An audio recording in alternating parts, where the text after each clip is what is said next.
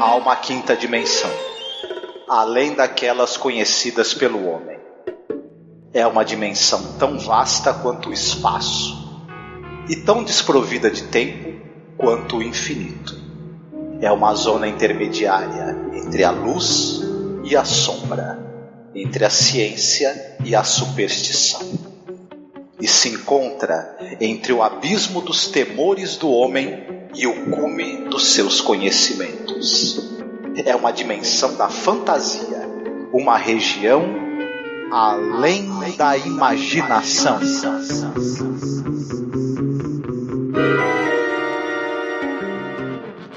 I saw him again 50 miles further on, and then again on the long straight stretch through Virginia, just standing there, not menacing really, if anything drab, a little mousy, just a shabby, silly-looking scarecrow man. I shouldn't even think about him at all, but it's the coincidence of the thing. The fact that wherever I go, there he is. Wherever I stop, I see him. No matter how far I travel or how fast I go, he's ahead of me. I'm on a turnpike now. I don't know why it is, but I'm frightened.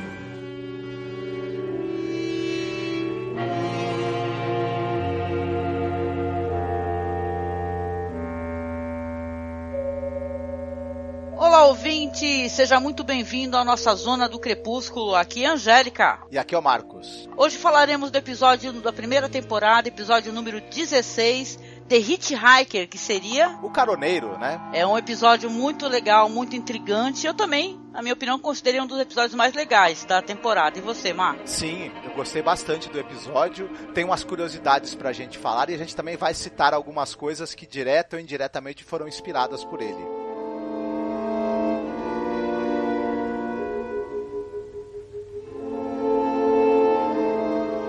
Quais seriam logo de cara as curiosidades que a gente poderia mencionar? Porque esse episódio é interessante, já que é baseado num roteiro, na verdade, que não é do próprio Rod Serling, né? Isso, o Rod Serling, ele adaptou um texto da Lucille Fletcher, que ele foi escrito para ser transmitido através do rádio com narração do Orson Welles. Ele foi transmitido acho que 4 vezes, se eu não me engano.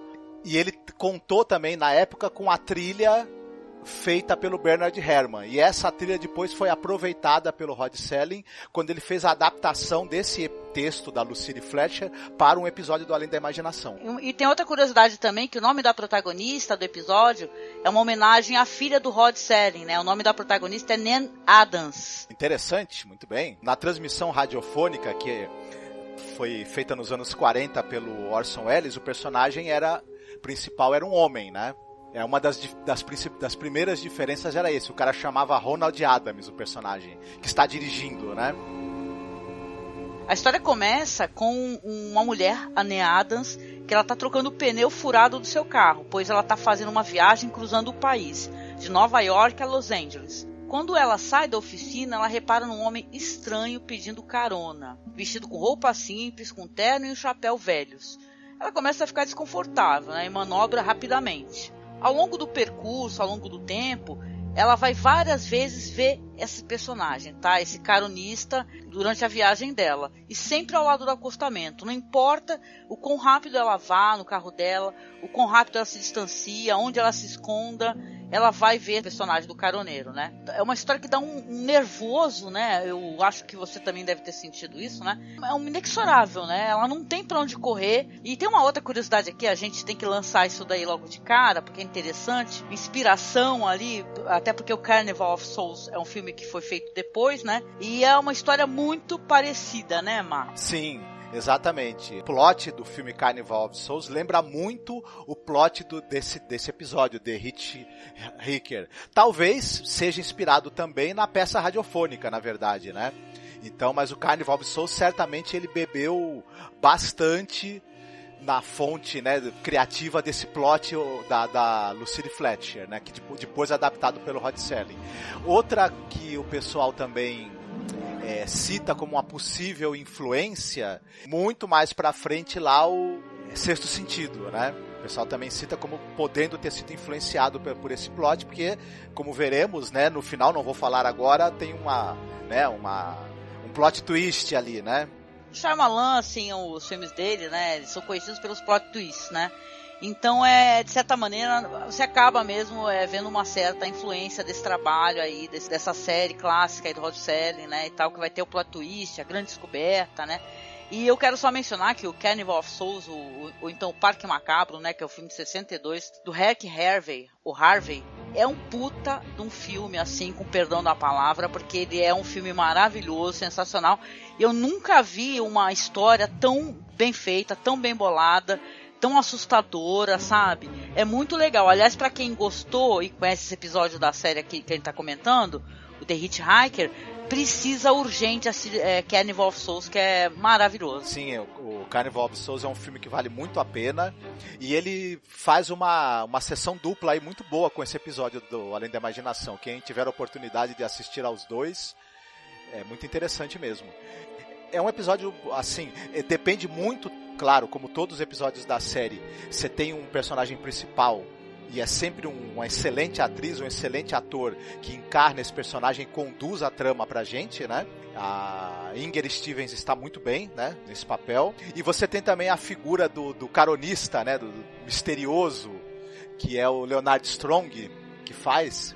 É uma coisa engraçada, porque ela tá na estrada, o cara tá a pé, só que ele consegue sempre chegar na frente dela, né? Quando ela chega em determinada localidade, o cara já tá ali pedindo carona pra ela, né? Apontando assim com o dedinho pra ela. E ela vai sendo tomada por um terror cada vez maior, né? Ela começa a ficar convencida de que aquele personagem tá perseguindo ela, e tá mesmo, né? Claro. Ela não entende como é que ela está de carro e ele a pé, ele consegue estar sempre na frente dela, e aquilo começa a se transformar numa gigantesca paranoia, e ela não consegue entender a razão disso tudo. E é engraçado que o episódio ele tem um veículo muito interessante pra gente perceber o aumento da paranoia dela, que é a interação dela com pessoas que ela vai encontrando pelo caminho. Cada vez ela interage com essas pessoas de uma maneira mais nervosa, tresloucada, né?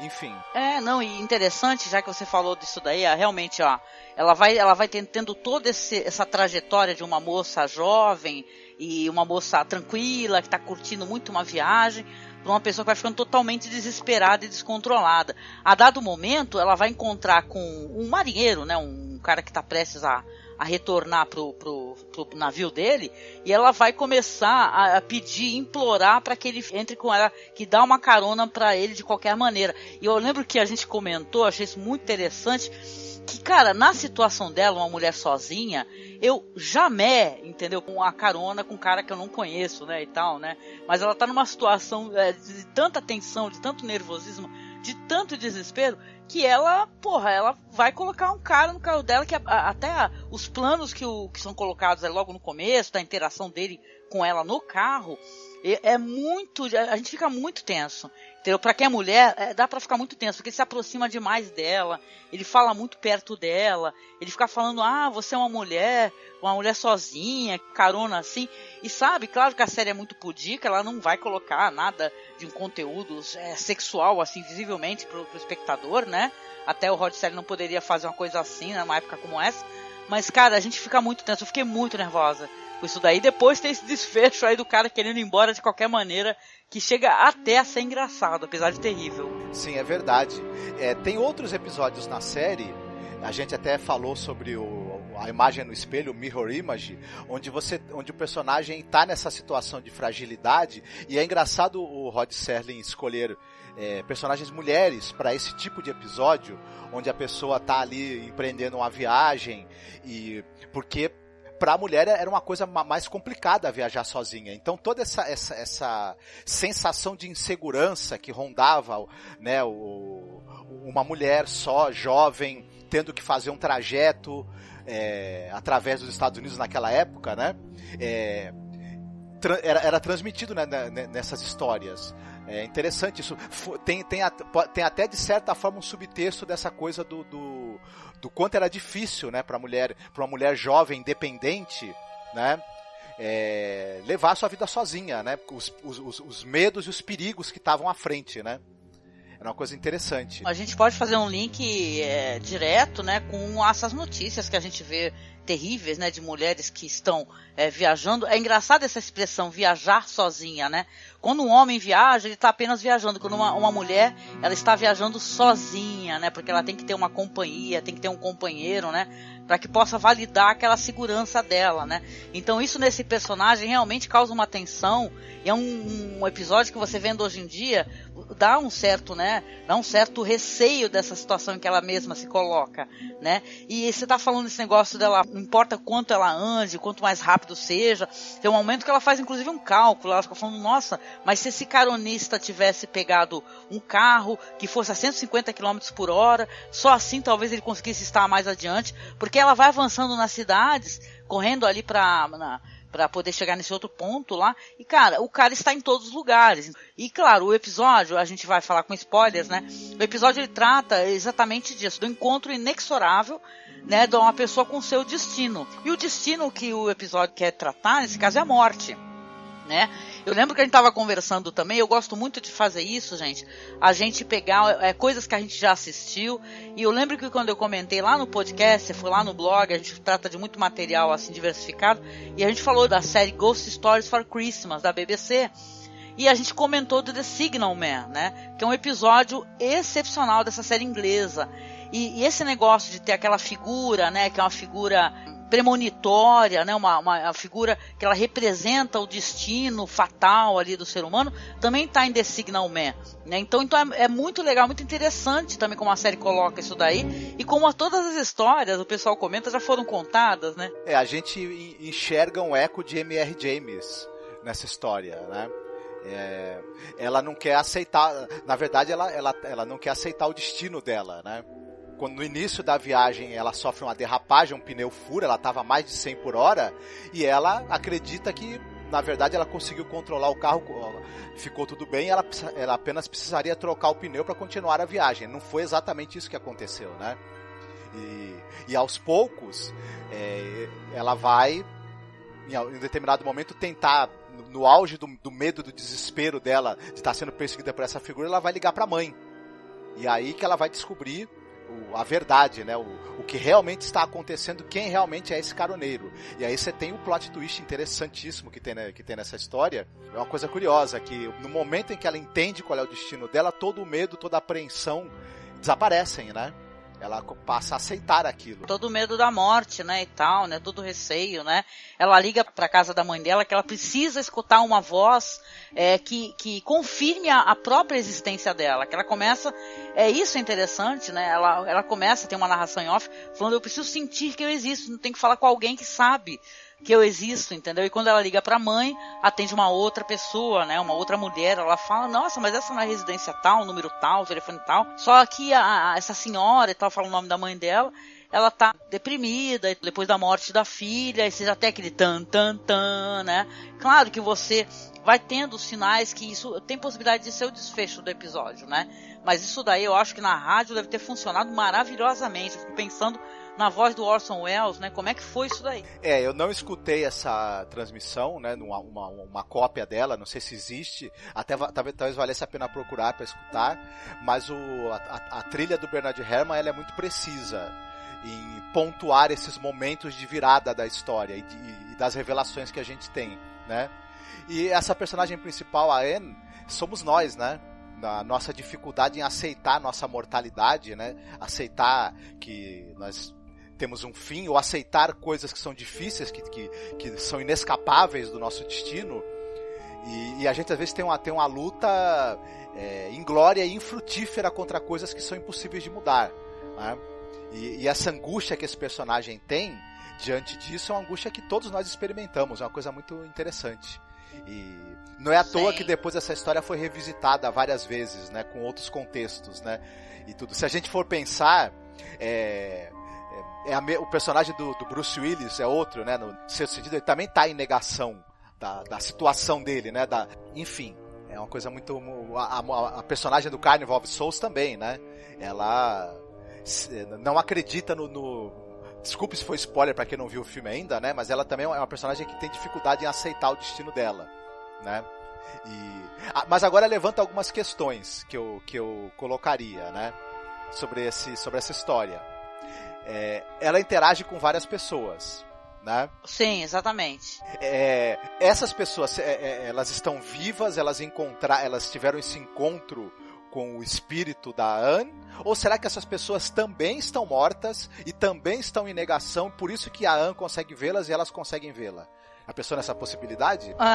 Eu acho, olha só, minha opinião, eu acho que essas pessoas, sim, elas estão vivas. Porém, elas encontraram o fantasma. Talvez esse episódio, ele seja um episódio que tem um tom mais sobrenatural nessa questão. Tanto que ele tem um pouco de tom meio de terror, né? Com esse negócio, a aproximação do caroneiro, o momento onde ele toca na janela ao lado, né? Do passageiro onde ela tá. Então ele tem um tom mais sinistro, né? Então eu acho que ele é meio... Ele trata mais assim sobrenatural também. Enquanto outros episódios até costumam colocar muitas vezes uma questão mais social, né? Um debate assim... moral, ético e tal. Esse episódio de The Hitchhiker, ele tem essa questão dessa tensão que vai aumentando assim a cada momento que é enervante, né? Você tá assistindo, você vai ficando cada vez mais nervoso, tanto quanto ela, né? Isso é muito, muito interessante. E outra coisa que o episódio tem maravilhoso, que eu não posso deixar de comentar, é que os monólogos, essas narrações, né, os monólogos internos da Nan, eles são maravilhosamente interpretados pela atriz, né? Então fica muito perfeito, saca? Uma coisa que The Twilight Zone tem é atores, atrizes maravilhosos, né? Então ela dá um show de atuação, né? Inclusive essa atriz, ela participa de um outro episódio também mais à frente, do Além da Imaginação. Acho que é isso, né? É um excelente episódio, vale muito a pena assistir. Enfim, é mais um ponto alto assim da série, um episódio também muito comentado. Sobre as recomendações que a gente gosta de fazer aqui no final desse projeto, fica aqui a minha recomendação, você dá uma assistida em The Signal Man, tá? Do Ghost Stories for Christmas, visitar a nossa publicação lá no nosso podcast, que o nosso podcast foi feito com uma pessoa muito legal, que é o Rodrigo, né? Que ele é um especialista nesse material, né? Aqui no Brasil, inclusive quem conseguiu difundir, né? O livre acesso ao material. Então assista The Signal Man, cara, conheça um pouco mais dessas séries inglesas também, que elas também são show à parte. E você, Mar? Então eu vou recomendar também o filme Carnival of Souls, ou Parque Macabro, né? Um filme de 62, dirigido pelo Herc Harvey. E nós comentamos aqui, ele tem um plot que tem bastante semelhanças com o enredo desse episódio. E é um filme maravilhoso, vale muito a pena, é um clássico do terror dos anos 60.